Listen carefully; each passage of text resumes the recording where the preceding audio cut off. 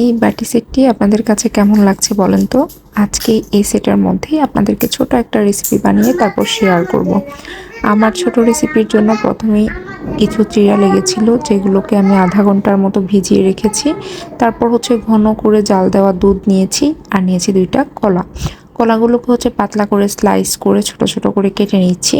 তারপর আমি এখানে একটা দই নিয়ে এসেছে, সেটা একটু খুলে নিচ্ছি। এই তো আমার আজকের রেসিপির জন্য এই 4টা উপকরণই যথেষ্ট: দুধ, চিড়া, কলা আর একটা দধি। এদিকে আমার হাজব্যান্ড এই সুন্দর বাটিগুলো নিয়ে এসেছে, তো আমি ভাবলাম যে আজকে আমার চিড়া দধিটা এই বাটির মধ্যেই সার্ভ করব। তারপর এবার আমি এখানে সুন্দর করে চিড়াগুলোকে প্রত্যেকটা বাটিতে আলাদা করে দিয়ে দিচ্ছি। তারপর দিচ্ছি কলা। এবার উপর থেকে পরিমাণ মতো দুধ দিয়ে দিচ্ছি।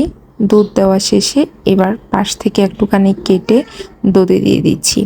এই দুধ, চিড়া, কলার কম্বিনেশন অনেকেরই পছন্দ, আমার কাছেও খেতে খুবই ভালো লাগে। আপনাদের টেস্ট অনুযায়ী আপনারা চাইলে এখানে চিনিটা অ্যাড করতে পারেন, আমিও একটুখানি অ্যাড করেছি।